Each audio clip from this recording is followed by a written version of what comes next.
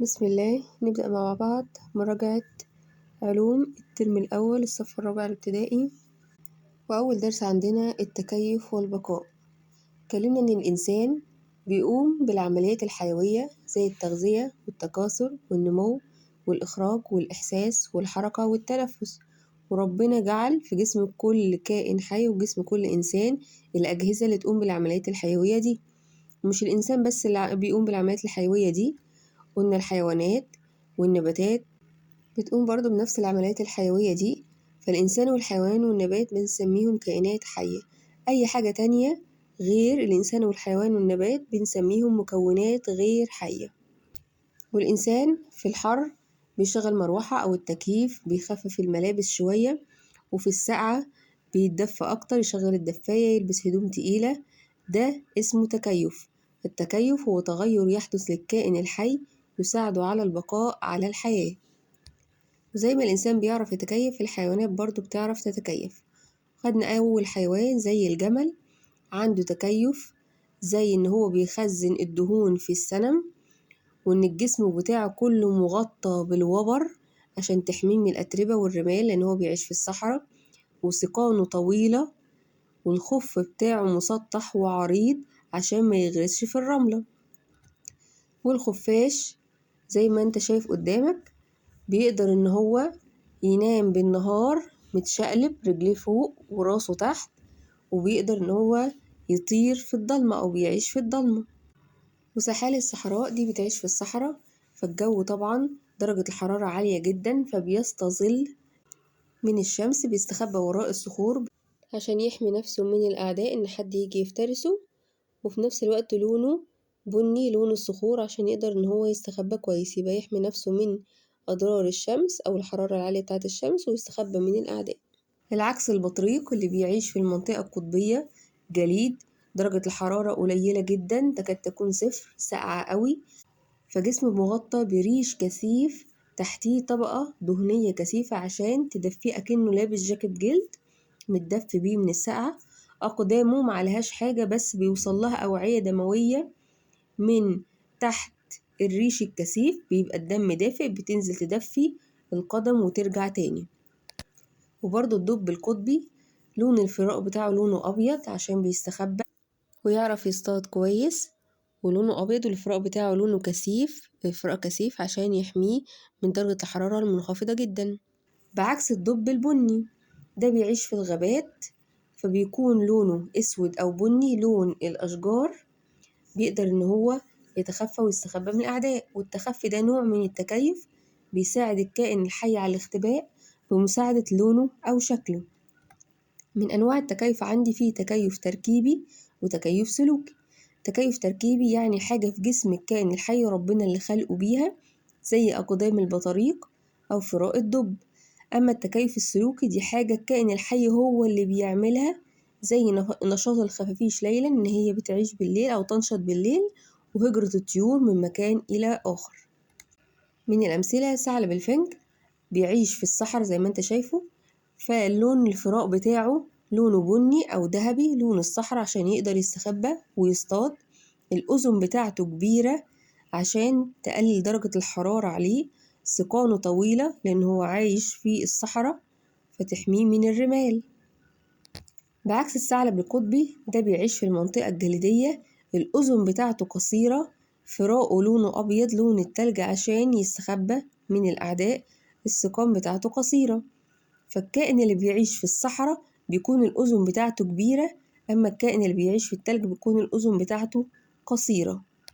قرش الثور هو القرش الوحيد اللي بيقدر يعيش في المياه العذبة والمياه المالحة، وبيتميز إن عنده تباين لوني، من فوق لونه أسود ومن تحت لونه أبيض أو ظهره أسود وبطنه أبيض عشان يتخفى من الأعداء ويقدر إن هو يصطاد.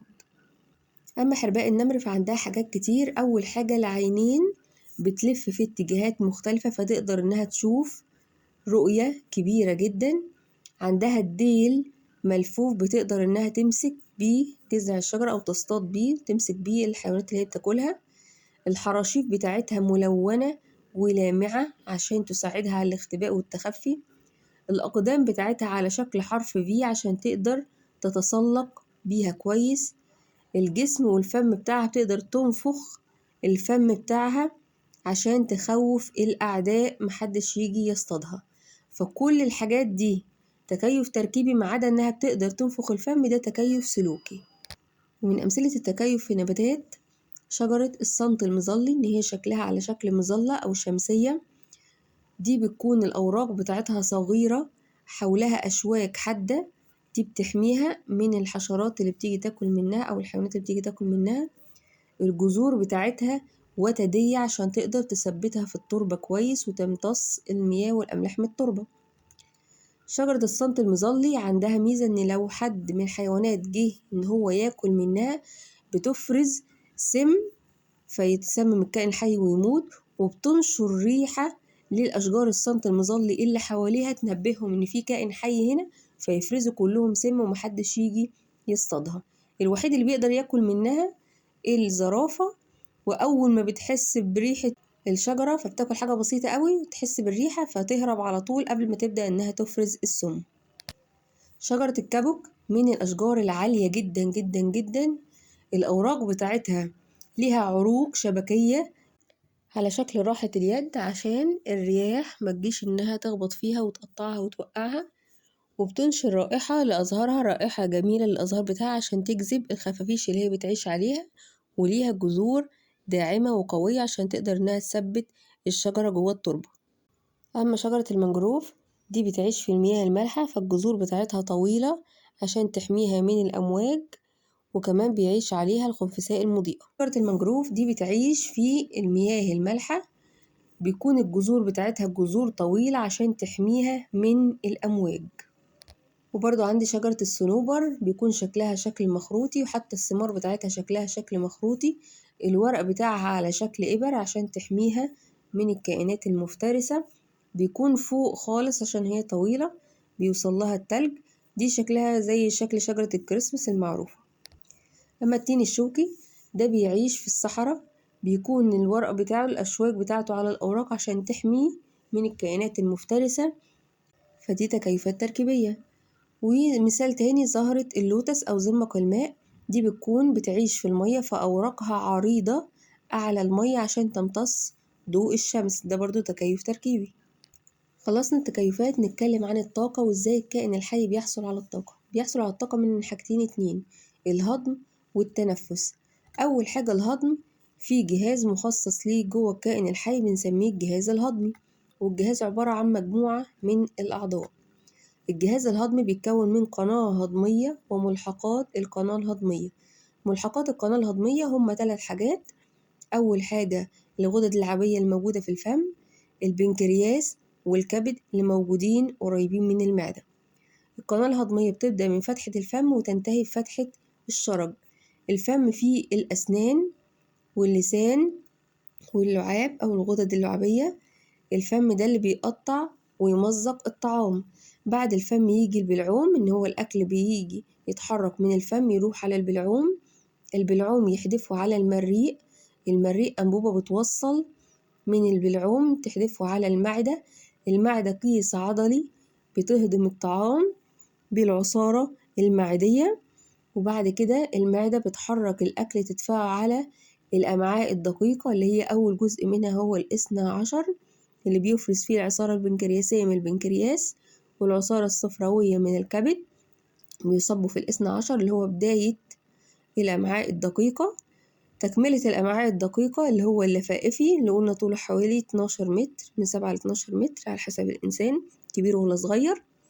بعد كده اللفائفي قلنا إن فيها خملات بتمتص الغذاء المهضوم توديه في الدم عبر الشرايين، وبقية الغذاء الغير مهضوم اللي الجسم مش هيستفاد منه بيبعته للأمعاء الغليظة اللي بدورها بتمتص بقية السوائل اللي موجودة في الغذاء الغير مهضوم، وبقيته يخرج خالص من المستقيم وفتحة الشرج على هيئة براز.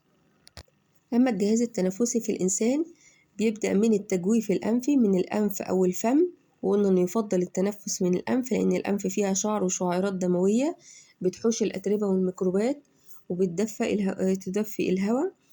يتدخلوا من الأنف إلى البلعوم، وقلنا البلعوم ده عضو مشترك ما بين الجهاز الهضمي والجهاز التنفسي، بيخش بعديها على القصبة الهوائية اللي في أولها الحنجرة، وقلنا فيه لسان مزمار اللي بيحوش ما بين طريق الجهاز الهضمي وطريق الجهاز التنفسي، إن الأكل يخش في الجهاز الهضمي والهواء يخش في الجهاز التنفسي. يخش أول حاجة على الحنجرة، وقلنا دي مصدر الصوت في الكائن الحي، إن الهواء بيخش بيحرك الأحبال الصوتية ويصدر الصوت. يدخل الهواء من الأنف إلى البلعوم ومنه إلى القصبة الهوائية، وقلنا إن القصبة الهوائية دي أنبوبة عضلية فيها عضلات على هيئة حلقات غضروفية حرف سي، إن هي من ورا مفتوحة عشان خلفها القناة الهضمية، وبتفضل مفتوحة على طول عشان الهواء يدخل باستمرار.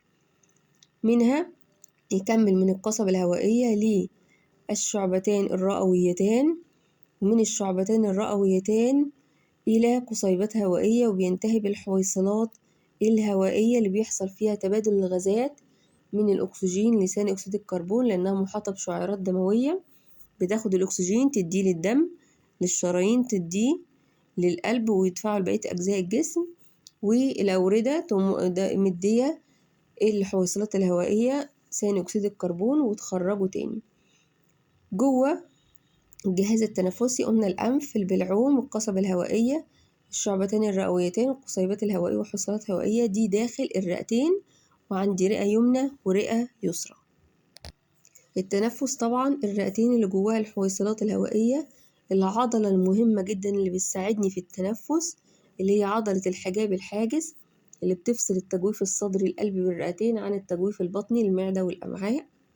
والتنفس عمليتين، الشهيق أول حاجة الشهيق بيهبط الحجاب الحاجز لأسفل والصدر بيتسع فيدخل الهواء المحمل بالأكسجين.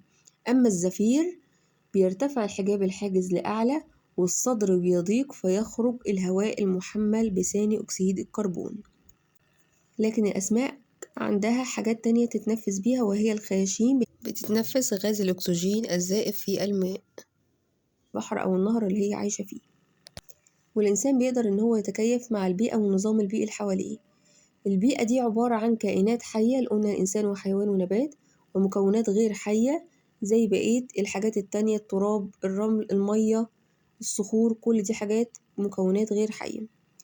أي خلل في الكائنات الحية أو المكونات الغير حية دي بسميها خلل في التوازن البيئي.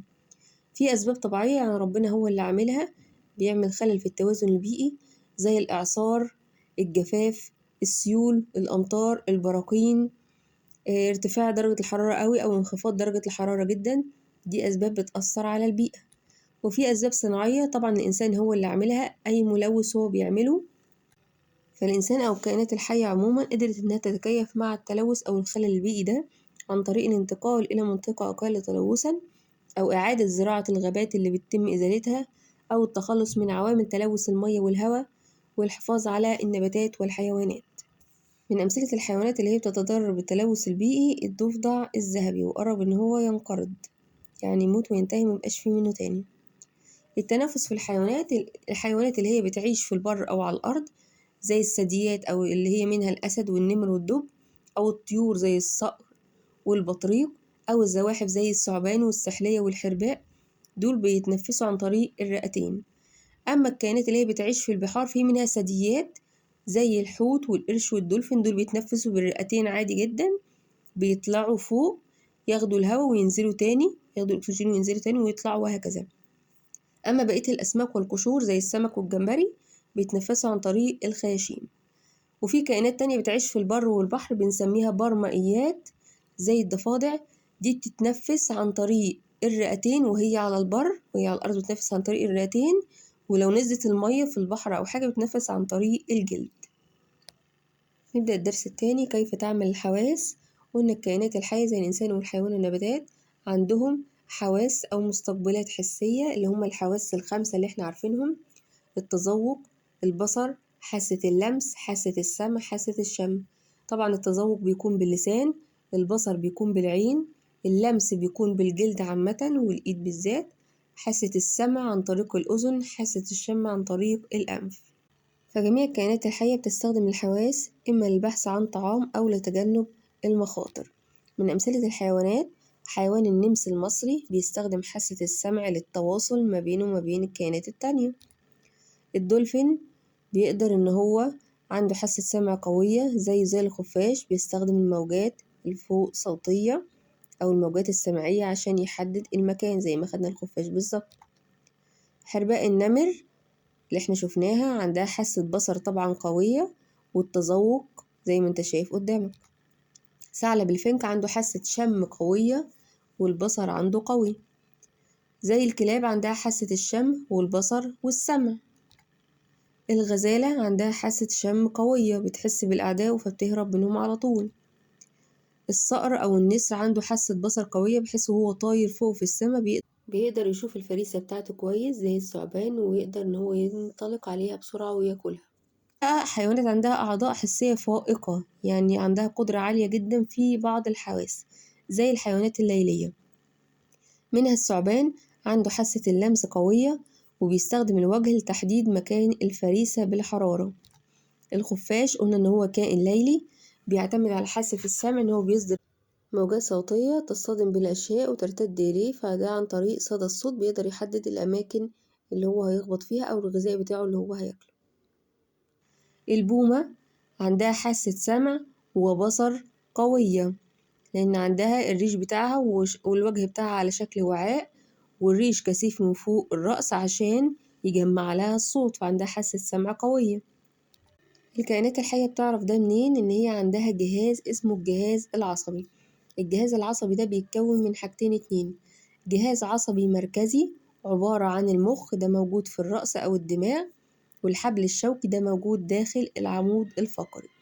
بيخرج من الحبل الشوكي ده الأعصاب أو الجهاز العصبي الطرفي، ده موجود في الطرفين العلويين اللي هما الإيدين، والطرف السفلي اللي هو الرجلين أو الأقدام، دي بتخرج من الحبل الشوكي. فأعضاء الحس بتجمع المعلومات اللي هي عايزاها وتبعتها في الأعصاب للحبل الشوكي، ومن الحبل الشوكي للمخ، وهكذا. الحاجات اللي هي بتبعتها دي اسمها رسائل عصبية. الرسائل العصبية دي اللي بتبعتها أعضاء الحس، سواء الإيد أو العين زي ما احنا قلنا. أعضاء الحس بتبعتها للأعصاب، والأعصاب منها الحبل الشوكي منها إلى المخ، وبعدين المخ بيترجم ويبعت الرسالة لأعضاء الجسم تاني وينفذ الطلب اللي هو عايزه. الأعصاب دي بتتكون من حاجات أصغر فأصغر فأصغر، بنسميها الخلية العصبية زي ما هي باينة قدامك. مثال: لو أنا لمست نبات فيه أشواك كتيرة، فالشوك أعضاء الحس عندي هنا الجلد بياخد الرسالة يبعتها عن طريق الأعصاب، منها للحبل الشوكي منها إلى المخ يترجم، بإضافة إلى العين كمان، مش شرط الإيد بس، بيترجم إن ده خطر وده هيأذيني، فيبعت رسالة تانية من المخ يبعتها عبر الحبل الشوكي عبر الأعصاب، تبعتها إلى الإيد إن أنت تشيل إيدك بسرعة عشان دي هتشوكك. فده بنسميه رد الفعل المنعكس، اللي هو استجابة تلقائية سريعة نحو المؤثرات المفاجئة. وزمن الاستجابة هو الوقت المستغرق ما بين وصول الرسالة وصدور الاستجابة، بحيث إن رد الفعل المنعكس ده ما بياخدش ثواني معدودة. زي برضو ملامسة الجسم ساخن، فده على طول بيديك رد فعل منعكس إن أنت ترفع إيديك بسرعة. ومن الكائنات الحية برضو عندي اليربوع المصري، اللي هو القافز أو النطاط، شكله شكل الفار زي ما أنت شايف كده. في طريقة تحور أو تغير ليه، إن رجليه الخلفية طويلة عشان يقدر ينط لمسافات طويلة، عشان يقدر يهرب بسرعة. شعر أقدامه وأصابعه عشان تمسك بالرمال وتقفز في شكل متعرج. أذنه الكبيرة عنده حساسية للهروب من الحيوانات المفترسة مثل الثعابين. واستفدنا من خاصية الخفاش إنه بيصدر موجات ويستقبلها عن طريق صدى الصوت، إن إحنا اخترعنا حاجة اسمها العكاز اللي بيستخدمه المكفوفين، لأن أنا عندي الخفاش بيصدر صوت ليه درجة عالية، بيصطدم بالأشياء وبترجع له تاني، بترتد عن طريق صدى الصوت. بيسمع الخفاش الصوت المرتد فيحدد وجود أي عوائق أو أشجار قدامه. أما عكاز المكفوفين بنفس الكلام، بيصدر صوت ليه درجة عالية، بيصطدم الصوت بالحائط أو الحاجز اللي قدامه، بيرتد على شكل صدى الصوت، فبيستقبله العكاز الصوت ده ويحوله إلى اهتزازات، فبيشعر المكفوف بيها فيقدر إن هو يتخطى العوائق دي. نكمل درس الضوء وحاسة البصر والتواصل ونقل المعلومات. مصدر الضوء عندي في كوكب الأرض كله وهي الشمس، هي المصدر الرئيسي للطاقة والضوء. فالضوء ده مناسب إن أنا أقدر أشوف الحاجات، بحيث إن أنا لو في الضلمة مش هقدر أشوف أي حاجة.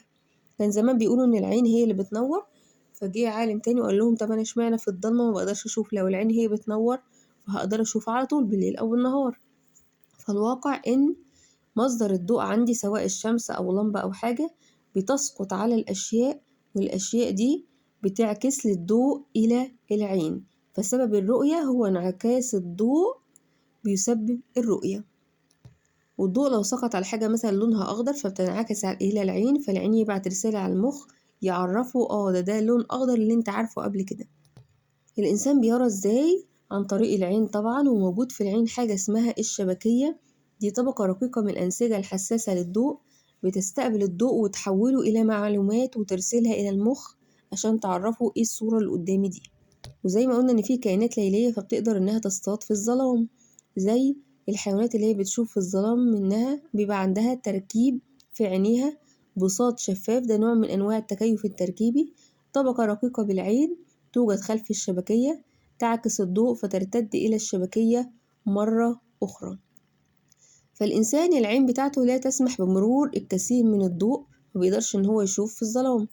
أما القطط العين تسمح باستقبال أكبر من الضوء، كمية أكبر من الضوء، فيقدر إن هي تشوف بالليل. في عندي نوع تاني قرود الترسير، دي عيونها كبيرة بتدير رؤوسها عشان تركز على الأجسام البعيدة ليلا. من أمثلة الكائنات الليلية اللي بتقدر إنها عندها البساط الشفاف وتقدر تشوف كويس اللي هي القط السماء، له غشاء يعمل مثل المرآة خلف عينه فيرى في الظلام ويصطاد بالليل. قرد الترسير طوله 22 سنتي تقريبا بدون الديل، عنده عينين كبيرة زي ما انت شايف بتجمع الضوء وتعكسه عشان يرى في الظلام، عينه كبيرة زي البومة ومبتتحركش داخل تجويف العين، بيستطيع لف راسه 282 درجة، أما البومة كانت بتلف راسها 360 درجة. انعكاس الضوء هو سقوط الضوء أو ارتداد الضوء عندما يسقط على سطح أملس لامع. أملس لامع يعني ناعم وبيلمع زي المراية بالظبط. المواد العاكسة عندي في أجسام ناعمة زي المرآة أو الزجاج، دي بتعمل انعكاس، وفي أجسام خشنة زي الخشب والورق. الانعكاس المنتظم ده بيكون في الأجسام الناعمة، دي بيحصل ليها الانعكاس المنتظم بيحصل يرتد في اتجاه واحد، أما الغير منتظم على الأجسام الخشنة بيرتد في اتجاهات كتيرة، فبيكون الضوء بتاعها أو الصورة بتاعتها مش مظبوطة.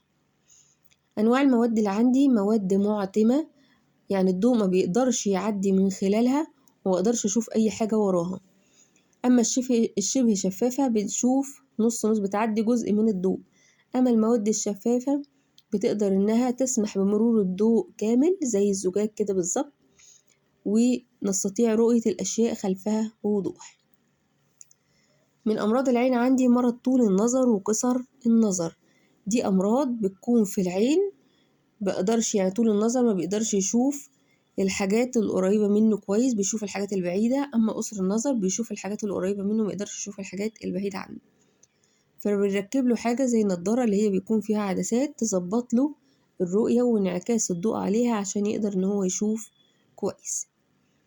أما التواصل ونقل المعلومات، إن الكائنات الحية والإنسان قديما كان بيتواصل عن طريق النار، بيعرفهم إن في خطر هنا أو في غذاء هنا، أو لو هو تايه في الصحراء فبيقدر إن هو ينور الحاجات إن هي إيه لأصحابه أو أصدقائه يعرفوا مكانه. فالتواصل بين البشر قديما على مر التاريخ كان في البدايات الكتابة الهيروغليفية، بيكتبوا على الأحجار، بعد كده كتبنا على الورق، بعد كده بقينا نستخدم الكتابة الإلكترونية على الموبايل أو التابلت أو النت وهكذا. برضو كان من أمثلة التواصل زي اللي بيبقى تايه في الغابة بيحرك المراية بيعكس الضوء على كابينة الطيار، فالطيار يقدر يشوفه إن هو تايه هنا ويحدد مكانه وينقذه. التواصل في الحيوانات، في بعض الحيوانات بتتواصل غير التواصل السمعي العادي، قلنا زي الخنفساء المضيئة، دي بتنور بانتظام نتيجة تفاعل كيميائي بيحصل جواها، بتنبه الكائنات الحية التانية لوجود غذاء أو لوجود خطر قريب. برضو في بعض الحيتان زي الحيتان الحدباء اللي هو موجود قدامك ده، بتتواصل عن طريق الغنى، بتغني في الشتاء بصوت عالي ما يكون في موسم التزاوج، وبتغني في الصيف بصوت منخفض، دي عشان بتدور على الغذاء. درجة صوت حاد زي صوت عالي ورقية زي زئير الأسد أو صياح الديك. في صوت غليظ يعني تخين، صوت منخفض بطيء زي صوت راجل عجوز كده شوية، زي صوت الجمل عندي. أما التواصل عند النمل بيكون في عندي عاملات النمل والنمل الكشاف وجنود النمل، بيتقسموا ل3 أدوار. عاملات النمل بتقول إن أنا ما عنديش أكل هنا، فبتبعت رائحة قوية عشان للتنبيه للنقص عن الغذاء. أما النمل الكشاف بتوصل للأكل فبتبعت رائحة تانية عشان ترشد عن مكان الطعام. أما جنود النمل بتبعت رسائل باستخدام الرائحة في حالة وجود خطر قريب. الشفرة، إيه هي الشفرة؟ هي نمط أو شكل معين متفقين عليه ما بين المرسل والمتلقي، زي إشارات المرور كده. إحنا متفقين مع بعض إن لو الإشارة نورت أحمر يعني ده خطر ومعديش، أصفر إن أنا أستعد، أخضر إن أنا ممكن إن أنا أعدي. من الشفرات الكتابة، دي طريقة ترتيب الحروف، في ناس بتعرف تكتب عربي، في ناس بتعرف تكتب إنجليزي، فدي نقطة تواصل ما بينهم. في ناس بتكتب فرانكو، دي برضو لغة تواصل. الأصوات ده برضو لغة تواصل وشفرات معينة. إشارات المرور، تعبيرات الوجه بعرف منها الفرح والغضب. أصابع اليد إن أنا برفع الصباع أو بخفضه بنزله يعني، زي اللي بيستخدموه في الغش، بيعرفوا إن ده كده واحد، السؤال الأول السؤال التاني. دي برضو تبقى شفرة ما بين المرسل والمتلقي، فأنا لو مش عارف الشفرة مش هعرف أترجمها. نبدأ درس الحركة. الحركة تعني انتقال الجسم من مكان إلى آخر. طالما الجسم انتقل من مكان لآخر في وجود وقت، يبقى كده إن الجسم تحرك. الجسم عشان يتحرك لازم قوة إنها تحركه، والقوة هي مؤثر يمكن أن يغير حالة الجسم، سواء كان الجسم في حالة سكون أو حالة حركة. تأثير القوة على الأجسام في حركة الأجسام، جسم ساكن وفي جسم متحرك. الجسم الساكن القوة بتاعتي اللي أنا بأثر بيها ممكن إنها تحرك ساكن أو توقف متحرك، على حسب القوة أنا بأثر بيها إزاي. في مثال مهم جدا اللي هي شاحنة الشوك ويف، اللي هي أسرع شاحنة في العالم. دي بتطير بسرعة أكبر من قدرة الشاحنة على السير، يعني أكبر من أسرع شاحنة. دي فيها 3 محركات طائرة نفاثة، فسرعتها كبيرة رهيبة جدا جدا جدا. تصل سرعتها إلى أكتر من 500 كيلومتر في الساعة، أسرع 5 مرات من أي شاحنة أنت بتشوفها على الطريق. عشان نقدر نوقفها طبعا مش هنقدر بالفرامل العادية إن احنا نوقفها، عشان كده ركبنا مظلات، 3 مظلات إن احنا بنستخدمه نفتحهم، فتعمل تقليل مع الفرامل فبتوقف سرعتها. من أمثلة القوة عندي يا إما قوة دفع يا إما قوة سحب. قوة الدفع هي القوة التي تجعل الأجسام تبتعد عنك، زي دفع السيارة، دفع عربة التسوق، الضغط على مفتاح الإضاءة. أما قوة السحب هي القوة التي تجعل الأجسام تقترب منك، حاجة بسحبها عليا بقربها مني، زي سحب العربة، سحب السنارة لأعلى، سحب الطائرة الورقية. من قوة دفع الهواء طبعا تقدر تسبب في الحركة، زي حركة أوراق الشجر نتيجة الرياح، أو إنها بتحرك المراكب الشراعية في المية بسبب الهواء. واستخدم المهندسين الفكرة دي إن هما ثبتوا طفاية حريق على عربة وفتحوها فقدرت إنها تندفع وتتحرك. في نوع من القوة، قوة جمع قوة يعني مش قوة واحدة، دي قوتين أو أكثر. في يا إما قوة متزنة يا إما قوة غير متزنة. القوة المتزنة دي ولا بتحرك الجسم الساكن ولا بتوقف متحرك، يعني بتخلي الجسم لو ساكن هيفضل ساكن، لو متحرك هيفضل متحرك، ما بتغيرش فيه في أي حاجة. أما القوة الغير متزنة دي يا إما بتحرك الجسم الساكن أو بتزود سرعة الجسم المتحرك أو بتقلله على حسب الاتجاه اللي هي فيه. يبقى نعرف تعريف الحركة: هي انتقال الجسم من مكان لآخر أو تغيير موضع الجسم بمرور الوقت بالنسبة لنقطة ثابتة. يبقى من أمثلة القوة اللي بتسبب الحركة أو المؤثرة في الحركة يا إما قوة سحب أو دفع أو عدة قوة غير متزنة. في قوة تانية بتأثر عندي اللي هي قوة الجاذبية، دي القوة اللي بتسحب الأشياء إلى أسفل تجاه الأرض. وقلنا في بعض الحركات اللي احنا بنقدر نشوفها، زي شخص يسير في الشارع أو ورقة شجرة تتطاير أو كرة بتطير في الهواء بعد رميها. في حركات تانية أنا ما بقدرش أشوفها بسهولة، زي حركة كوكب الأرض حوالين الشمس، دي لازم أشوفها من الفضاء عشان أشوف الحركة كويس. يبقى الشروط الواجب توفرها في الحركة عشان أقول إن الجسم ده متحرك: إن في قوة أثرت عليه حركته، وإن هو غير موضعه أو غير مكانه. نيجي نحدد القوة. لو شخص قاعد على كرسي، في عنده قوتين: قوة جاذبية بتسحب الحقيبة بتاعته لأسفل، وقوة سحب ذراعك للحقيبة لأعلى، إن أنت بتشدها لفوق. أو لو كتاب محطوط على منضدة أو ترابيزة، تأثر عليه قوة جاذبية تسحب الجسم أو الكتاب لأسفل، وقوة دفع الجسم لأعلى بفعل المنضدة أو الكرسي. عشان أوقف أي جسم عن الحركة لازم أكون قوة اللي أنا بأثر عليها عشان أوقفه مساوية لقوته أو أكبر منه عشان أقدر إن أنا أوقفه، ولازم تكون مضادة في الاتجاه. من القوة دي قوة الاحتكاك، هي قوة تنشأ بين سطحين جسمين متلامسين، زي الاحتكاك بين عجلات السيارة والأرض أو الفرامل وكاوتش السيارة، وبيكون الاحتكاك في عكس اتجاه حركة الجسم. تأثير القوة في حركة الأجسام: إذا كنا بدفع سيارة كبيرة وواحدة تانية صغيرة بنفس القوة، مين اللي هتتحرك مسافة أكبر؟ طبعا العربية الصغيرة هتتحرك مسافة أكبر من العربية الكبيرة لو أنا أثرت بنفس القوة. يعني اللي كتلته كبيرة يتحرك مسافة قصيرة، واللي كتلته صغيرة يتحرك مسافة كبيرة. وكل ما أزود قوة الدفع كل ما المسافة بتاعتي هتزيد. العلاقة ما بين القوة والطاقة: عشان أقدر أحرك أي جسم لازم يكون عندي طاقة.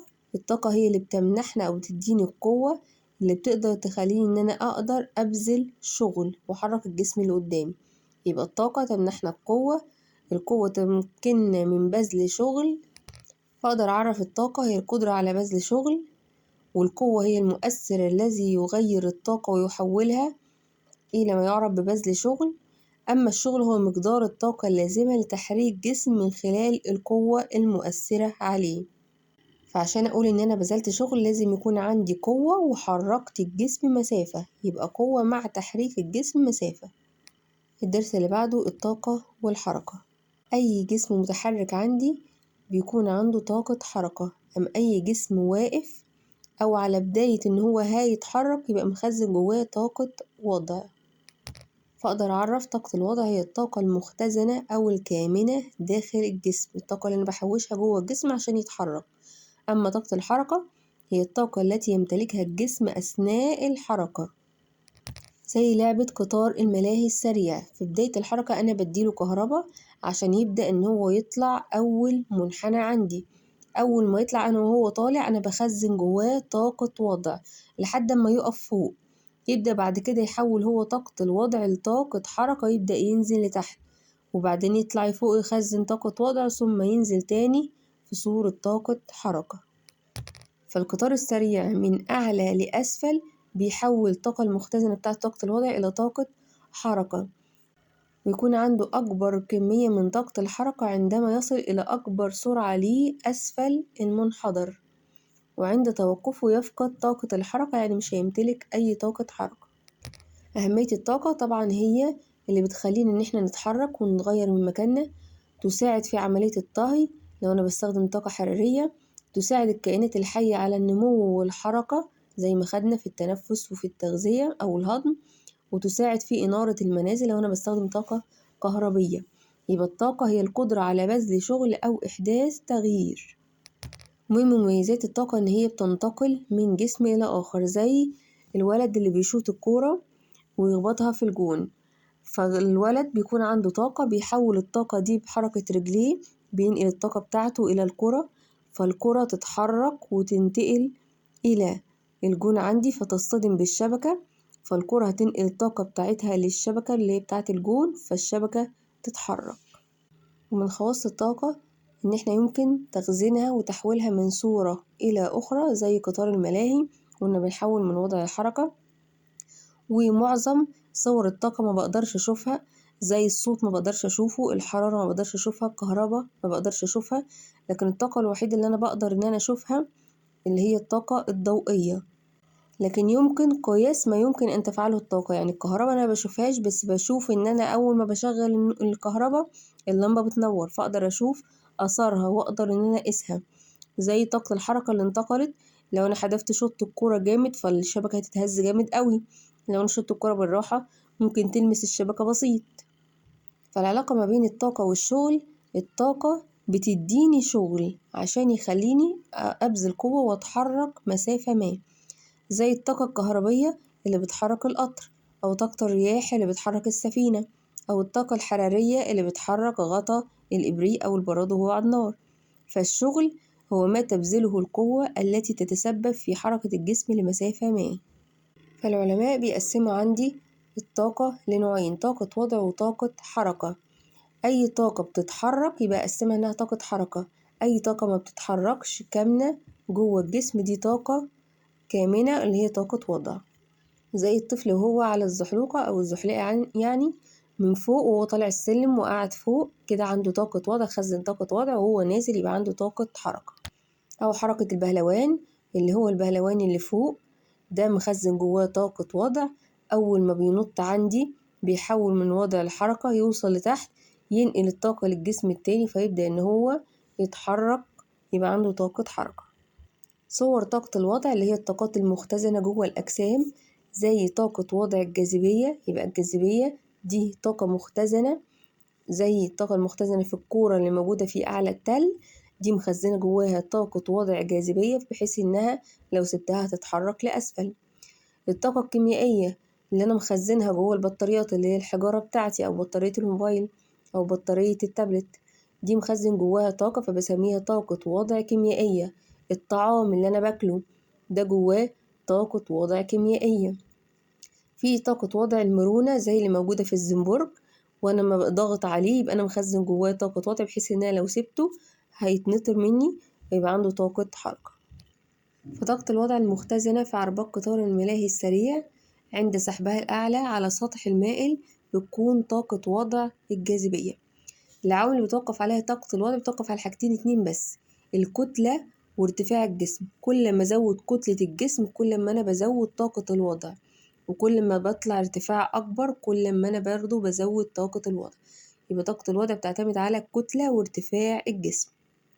أما من صور طاقة الحركة الطاقات اللي هي بتتحرك زي الطاقة الصوتية، الصوت بيتحرك، حركة الأمواج الصوتية. الطاقة الضوئية برضو الضوء بيتحرك، وإن الضوء بيسير في خطوط مستقيمة. الطاقة الكهربية اللي هي حركة الإلكترونات داخل السلك، السلك بيمشي فيه تيار كهربي يبقى الكهرباء برضو بتتحرك يبقى طاقة حركة. الطاقة الحرارية اهتزاز جزيئات المية بتاعتي، المية عندي ما بتتحرك يبقى دي طاقة حرارية، يبقى دي صور من صور طاقة الحركة. الطاقة الشمسية انتقال الحرارة والضوء من الشمس، دي برضو طاقة حركة. وقلنا ان طاقة الحركة ممكن ما بقدرش ان انا اشوفها، اللي انا بقدر اشوفها منها هي الطاقة الضوئية. من امثلة تحويلات الطاقة الاجهزة اللي انا بستخدمها واحول بيها الطاقة: المصباح اليدوي او الكشاف، ده جوه حجارة بطارية يعني جوه طاقة كيميائية بتتحول جزء منها لطاقة ضوئية وطاقة حرارية عشان كده بقى ليه سخن. الفرن الغاز او اللي هو فرن البوتاجاز، الفرن نفسه ده بيشتغل بالغاز او الانبوبة البوتاجاز بتاعتي او الغاز الطبيعي، ده طاقة كيميائية فبتتحول لطاقة حرارية.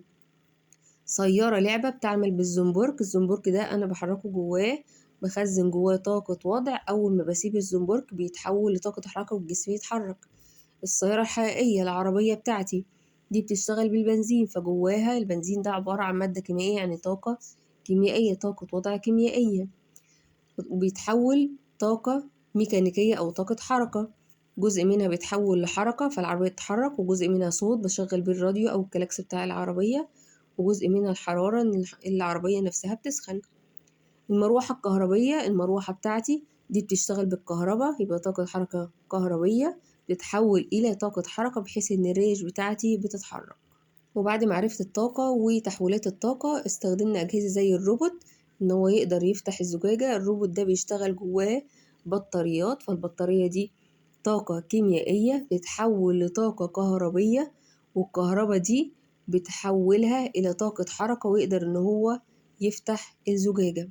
مثال تاني الساعة برضو بتشتغل بالحجارة اللي هي البطارية جواها طاقة كيميائية، فالطاقة الكيميائية تتحول لطاقة كهربية، فالطاقة الكهربية تتحول إلى طاقة حركية فالعقارب نفسها بتتحرك. الدرس الأخير الطاقة والتصادم. خدنا الكرة الهدم هي كرة فولاذية ثقيلة جدا تتأرجح على كابل سلك معدني، حبل سلك معدني طويل تتأرجح. كل طبعا ما زود كتلة الكرة دي كل ما تقدر إنها تهدم البناء أكتر تسبب ضرر أكبر.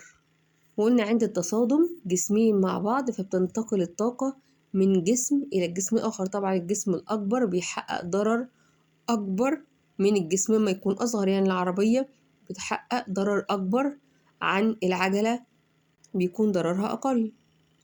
وبرضو الجسم الأسرع عنده طاقة أكبر عن الجسم البطيء، فالجسم السريع ما يكون جاي عليا عربية سريعة جدا فهتسبب لي ضرر أكبر مما تكون عربية ماشية بالراحة خالص، مش هتسبب لي ضرر أو ضررها هيكون أقل من العربية اللي جاية بسرعة أكبر.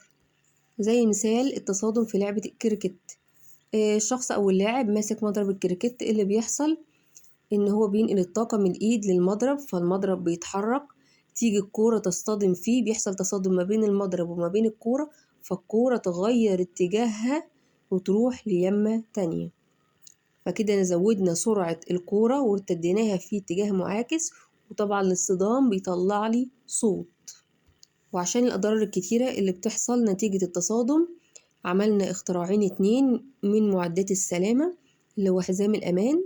ده وسيلة أمان بنستخدمها لحماية الركاب من الاندفاع للأمام عند التوقف المفاجئ للسيارة، لما ندوس فرامل بسرعة أو إن أنا وقفت فجأة فالجسم بيتحرك لقدام، فحزام الأمان محطوط عشان يحمينا إن احنا ما نتحركش لقدام ونصطدم بالطارة ويحصل تضررات في الجسم. والوسيلة التانية اللي هي الوسادة الهوائية، وسادة يعني مخدة، هوائية يعني مخدة من الهواء. دي بتكون مصنوعة من النايلون الخفيف وبتكون موجودة في الطارة بتاعة العربية، الإطار اللي هو الدركسيون بتاعي أو المقعد أو لوحة التابلو أو في الباب. دي بيكون فيها حساسات، أول ما بيحصل اصطدام بتمتلئ الوسادة بالغاز وتنتفخ وبتطلع زي ما الشكل قدامك، وبتحمي الجسم والراس إنها تصطدم ويحصل فيها تضرر مجرد السقوط عليها أثناء التصادم. طبعا أهميتها إن هي بتخفض سرعة حركة الشخص الأمام، بتمتص الطاقة اللي بتأثر عليها السيارة. والوسادة الهوائية من أهم وسائل الأمان في السيارة وفي المواقف الطارئة. طبعا بعد التصادم قلنا بتنكمش بنفس سرعة الانتفاخ، بحيث تحتوي على ثقوب، عندها ثقوب فتحات تسمح لها بالانكماش عند يتمكن الشخص إن هو يقدر إن هو ينزل من العربية. طب دي حماية التصادم ما بين سيارتين أو سيارة بجسم تاني أو حاجة. لكن لو التصادم بالإطارات، إن أنا عربية اتخبطت في قطر، طبعا القطر كتلته كبيرة جدا وسرعته كبيرة جدا فطاقة حركته كبيرة جدا، فهتعمل لي تصادم وضرر كبير قوي. فأنا ولا حزام الأمان ولا الوسادة الهوائية هيحموني، بس ممكن يقللوا الخطر حاجة بسيطة. ومن هنا عرفنا السرعة، قلنا السرعة هي المسافة المقطوعة خلال وحدة الزمن. يعني الجسم اللي بيمشي متر في ساعة غير الجسم اللي بيمشي متر في 5 ثواني. وحدة قياس السرعة هي المتر لكل ثانية أو كيلو متر لكل ساعة. عشان نحسب السرعة زي المثال اللي قدامي لازم أكون عارف المسافة قد إيه والزمن اللي استغرقه قد إيه، وأقسم المسافة على الزمن. قلنا القانون السرعة بتساوي مسافة على زمن. زي السيارة الصفراء اتحركت مسافة 15 متر في 3 ثواني، يبقى سرعتها مسافة أقسم 15 على 3 يديني 5 متر لكل ثانية. السيارة الخضراء اتحركت مسافة 24 متر في 3 ثواني، فاحسب السرعة أقسم 24 على 3 يديني 8 متر لكل ثانية. فالصفراء اتحركت 5 متر في الثانية والخضراء 8 متر في الثانية، يبقى كده السيارة الخضراء هي أسرع من السيارة الصفراء. فكده السرعة بتتأثر بحاجتين اتنين، المسافة والزمن. عشان أقارن ما بين السرعة والمسافة لازم يكون عندي الزمن ثابت. كل ما المسافة بتزيد السرعة بتاعتي بتزيد في نفس الزمن في نفس الوقت. يعني لما أقول واحد جري 6 كيلو متر في ساعة وواحد تاني جري 9 كيلو متر في ساعة، يبقى مين الأسرع؟ طبعا اللي اتحرك مسافة أكبر في نفس الوقت. وكل ما المسافة تزيد السرعة تزيد. لكن العكس بتاعي العلاقة ما بين السرعة والزمن علاقة عكسية، كل ما الزمن يزيد السرعة بتاعتي تقل. ده لو في نفس المسافة، يعني 2 في سباق بيجروا مسافة 500 متر، واحد جري 500 متر في ساعة والتاني جري 500 متر في ربع ساعة، يبقى الأسرع هو اللي جري في زمن أقل. يبقى كل ما الزمن يقل السرعة تزيد، أما الزمن يزيد السرعة بتاعتي تقل. وترتبط طاقة الحركة للجسم بسرعته. كل ما بزود السرعة كل ما طاقة الحركة بتاعتي بتزيد، زي ما قلنا كل ما الكتلة بتاعتي بتزيد السرعة برضو بتزيد. يبقى طاقة الحركة بتعتمد على الكتلة والسرعة. وفي حاجة تاني بتأثر لي على السرعة، إن أنا زاوية الميل. كل ما يكون الطريق اللي أنا ماشي فيه مايل أنا فوق وهنزل لتحت، الطريق مايل فهنزل أسرع عما أكون ماشي في خط مستوي. يعني كل ما زاوية الميل بتاعتي تزيد كل ما السرعة بتاعتي تزيد. التصادم هي لحظة تصادم جسمين بعضهما ببعض أو التحامهم مع بعض بعنف، وبتنتقل طاقة الحركة من جسمك إلى الجسم اللي انت بتصطدم فيه، ممكن يتأثر بيه على حسب كتلة الجسم وسرعته. الفرق بين الجسم السريع والجسم البطيء عند التصادم: الجسم السريع عنده طاقة زيادة وهيحقق لي ضرر أكبر بكتير، زي الصورة اللي قدامك، العربية هي بتجري بسرعة خبطت في عمود فحصل لها التضرر اللي قدامك ده. أما الجسم البطيء عنده طاقة أقل فسرعته أقل، فلما جه خبط محصلش تضرر كبير زي السيارة اللي ماشية بسرعة. فعشان كده محطوط في كل عربية عداد للسرعة عشان يعرفني أنا سرعتي قد إيه، والطرق موجود لوح بتعرفني إن أنا أمشي في الطريق ده بسرعة كذا، ما تعداش السرعة دي، إن أنا كل ما أزود السرعة كل ما الخطر بتاعي يزيد. أما تصادم جسمين في اتجاه معاكس أو في نفس الاتجاه، لو أنا جسمي بيندفعوا في اتجاه معاكس، يعني واحد جاي من اليمين للشمال واحد جاي من الشمال لليمين، أول ما يتخبطوا في بعض هيبقى الضرر كبير أوي، لأن ده عنده سرعة وطاقة كبيرة وده عنده سرعة وطاقة كبيرة، فلما جم خبطوا في بعض يبقى عندي سرعتين في طاقتين، فالضرر كبير أوي. أما لو كانوا ماشيين في نفس الاتجاه، يعني عربية ماشية وراها عربية تانية، فالعربية التانية هي اللي هتسبب الضرر، لأن هي طاقتها وسرعتها بس هما اللي هيأثروا في العربية اللي قدامها. يبقى أنا عندي طاقة واحدة بس وسرعة واحدة بس هي اللي بتأثر. والكتلة عندي كل ما تكون السيارة صغيرة يبقى كتلتها أقل، المحرك بتاعها الموتور بتاعها هيكون أقل، هتستخدم وقود أقل فطاقة حركتها هتكون أقل. أما الشاحنة الكبيرة أو العربية الكبيرة كتلتها أكبر، المحرك بتاعها الموتور طبعا لازم يكون أكبر، بيستهلك وقود أكتر بكتير، طاقة حركتها هتكون أكتر بكتير. فكل ما أزود الكتلة طاقة الحركة عندي بتزيد، علاقة طردية، كل ما أزود الكتلة طاقة الحركة عندي بتزيد. حتى لو هما ماشيين بنفس السرعة، يعني لو شاحنة كبيرة ماشية بسرعة 80 كيلومتر في الساعة وعربية صغيرة ماشية بسرعة 80 كيلومتر في الساعة، برضو الشاحنة الكبيرة عشان كتلتها كبيرة هيبقى عندها طاقة حركة أكبر. زي لو واحد اصطدم بعجلة هينجو في النتيجة، يعني هيحصل تصادم قليل، ممكن رجليه بس تخبط أو حاجة، لكن لو اتخبط بعربية ده خطورة عالية على حياته وممكن يؤدي إلى الوفاة. تحولات الطاقة عند تصادم كرات البيلي: بنسمع صوت البيلي بينتقل طاقة الحركة من الدراع الأول للبلية، ومن البلية الأولى للبلية التانية، ومن التانية إلى التالتة وهكذا. وطبعا في كل تصادم بسمع صوت، يبقى الطاقة الحركية بتتحول إلى طاقة صوتية. يبقى عند التصادم بتخزن الطاقة وبتنتقل معظم الطاقة إلى الكرات التانية، وبتتساوي عدد الكرات اللي بتتحرك على كل الجانبين، لو أنا بتكلم على بندول نيوتن أو بتكلم على البندول بصفة عامة. لو أنا حركت كورتين من هنا هيتحرك قصادهم 2 من اليمة التانية وهكذا. فقدان الطاقة في بندول نيوتن: يفقد بعض مقدار الطاقة في صورة طاقة صوتية، والبعض الآخر الاحتكاك اللي بيحصل ما بينهم ويطلع لي حرارة، قلنا أي احتكاك بيحصل منه حرارة. وتفقد الكرات بعض الطاقة منها وهي بتتحرك في الهواء، وتتوقف الكثير من التصادمات، من كتر التصادمات في الآخر هيتوقفوا. وفي قانون مهم جدا عندي، إن أنا مجموع الطاقات قبل التصادم لازم يساوي مجموع الطاقات بعد التصادم. يعني لو أنا بعمل طاقة تصادم بوحدات 10، طاقة الحركة اللي أنا مديها للجسم 10، لازم اللي يخرج لي 10، يخرج لي بقى منهم 8 في صورة طاقة حركة، 2 منهم في صورة صوت وفي صورة حرارة، المهم مجموعهم يكون نفس المجموع طاقة الحركة اللي أنا مديها. وكده نكون انتهينا من شرح المراجعة، نتمنى الاستفادة والتوفيق بإذن الله.